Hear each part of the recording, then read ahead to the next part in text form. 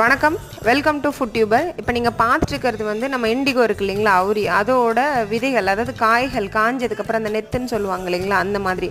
நான் வந்து இப்போ ஒரு சில நண்பர்கள் வந்து இதை எங்கிட்ட கேட்க ஆரம்பிச்சிருக்காங்க. நான் அந்த வீடியோ போட்டிருந்தேன் இல்லைங்களா, கொஞ்சம் முடியோட நிறம் வந்து மாறி இருக்கு அப்படின்ட்டுன்னு. ஸோ எனக்கு கொடுக்கறதுக்காக இன்றைக்கி போய் நான் பறித்து பதப்படுத்த தேடுறேன், எனக்கு கிடைக்கவே இல்லை.